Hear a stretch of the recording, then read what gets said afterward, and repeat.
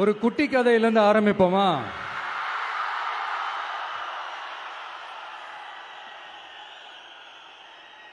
ஒரு பெரிய ஊர், ஒரு 4 ரோடு ஜாயிண்ட் ஆகிற மாதிரி ஒரு ஜங்ஷன், ஒரு பிஸியான ஏரியா, ஆள் நடமாட்டம் அதிகமாக இருக்கக்கூடிய ஒரு ஏரியா. அங்கே சென்டரில் ஒரு முரட்டு ஜல்லிக்கட்டு காலை ஒன்று நின்றுட்டு இருக்குது. காலில் மண்ணை வீசிக்கிட்டு சீறிக்கிட்டு அப்படியே நின்றுட்டு இருக்குது. யாருமே பக்கத்தில் போக முடியல. அந்த இடம் ஒரு கேஷுவலாக மாறணும் அப்படின்னா அந்த காளையை அடக்கி அமைதி ஆக்கினா தான் மறுபடியும் ஒரு பேக் டு நார்மல் சுச்சுவேஷனுக்கு அந்த இடம் மாறும். அந்த ஊரில் இருக்கிற ஒரு சில பேருக்கு மட்டும்தான் அந்த காளை அடங்கும். அவங்க யாருமே அங்கே இல்லை. ஆனால் அந்த க்ரௌடில் இருந்த ஒரு சில பேர், ஆல்ரெடி அந்த காளையை அடக்கணங்களோட இருந்த ஒரு சில பேர், எங்களுக்கு இல்லாத அனுபவமா? நாங்க பார்க்காத காளையா? நாங்க பார்க்காத மாடா?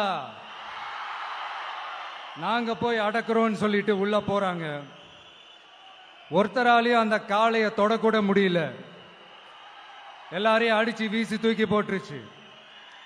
இப்ப என்னடா பண்றது அப்படின்னு பார்க்கும்போது அந்த கூட்டத்தை விலக்கிட்டு ஒரு சின்ன பையன் ஒரு என்ட்ரி ஒன்று கொடுக்கிறான். உங்களுக்கு தான் தெரியும்ல, டேய் எங்களாலே முடியல, நீ எல்லாம் என்னத்தை போய் கிழிக்க போற? எங்களுக்கு அவ்வளோ அனுபவம் இருக்குது, நாங்களே அடிபட்டு ஓரமா படுத்து கிடக்கிறோம். இவன் விளையாட்டுத்தனமா ஏதோ பண்ணிட்டு கிடக்கிறான், பாவம் அந்த காலை கிட்ட போய் அடிபட்டு சாவ போறான். பச்சா பையன், அந்த பையன், இந்த பையன், அண்டர் எஸ்டிமேட் பண்றது, ஏளனமா பேசுறது, இப்படி ஒரு பக்கம். இன்னொரு பக்கம் பரிதாபப்பட்டு, ஐயோ பாவமே, இப்படி தனியா போய் மாட்டிக்கிட்டானே அந்த காலை கிட்ட, என்ன பண்ண போறானோ அப்படின்ட்டு ஒரு பக்கம் பரிதாபப்பட்டு பேசுறாங்க. அந்த சின்ன பையன் எதுவுமே காதலையே போட்டுக்காம 2 பாக்கெட்லையும் கையை விட்டுக்கிட்டு ஸ்டைலா கெத்தா தில்லா அப்படியே உள்ள போறான். ஒரு ஸ்டெப் எடுத்து வைக்கிறான், அந்த காலை அப்படியே சீறிக்கிட்டே நின்றுட்டு இருக்குது. இன்னொரு ஸ்டெப் எடுத்து வைக்கிறான், காலை அப்படியே சீறிக்கிட்டே முன்னாடி வருது. மக்கள் எல்லாரும் பதட்டத்தோட அப்படியே பார்த்துட்டு இருக்கிறாங்க. இன்னொரு ஸ்டெப் எடுத்து வைக்கிறான், காலை அப்படியே முட்டை வரும்போது பாக்கெட்டுக்குள்ள மறைச்சு வச்சிருந்த 2 புல்லுக்கட்டு அதை அந்த காலை கிட்ட காட்டுறான். காலை அப்படியே சடனா வந்து நின்று அது மூடெல்லாம் மாறி அந்த புல்லுக்கட்டை சாப்பிட ஆரம்பிச்சிருச்சு.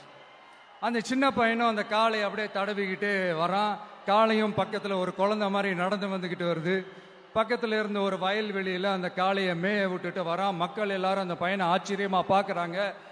அந்த அடிபட்டு கிடந்த அந்த அனுபவசாலிங்க தலையை தொங்க போட்டு நின்றுட்டு இருக்கிறாங்க.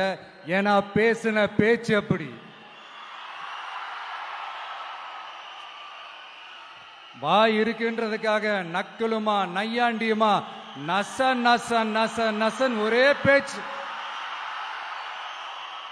என்ன பண்றது, தலையை குனிஞ்சு அப்படியே நின்றுட்டு இருக்கிறாங்க.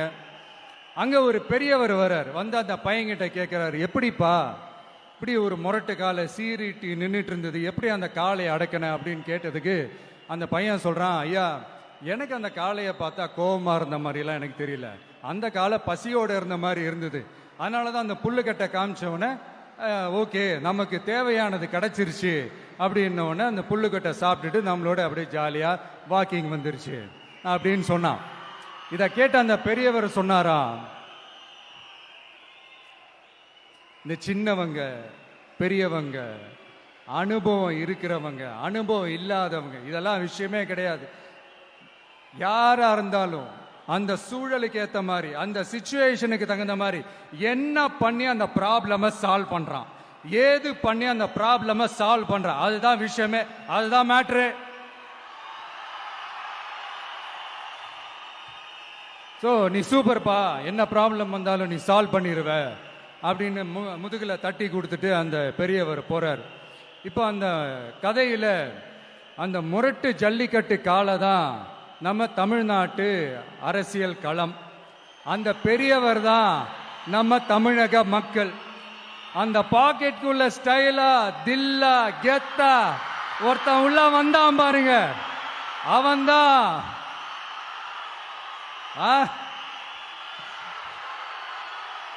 நான் இல்லைங்க, நான் இல்லை, நானு நீங்க நாம எல்லாருமா சேர்ந்து மாபெரும் மக்கள் சக்தியா இருக்கக்கூடிய நம்ம டிவிக்கு,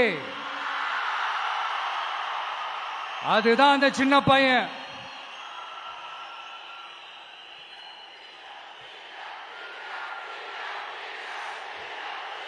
தேங்க்யூ தேங்க்யூ தேங்க்யூ.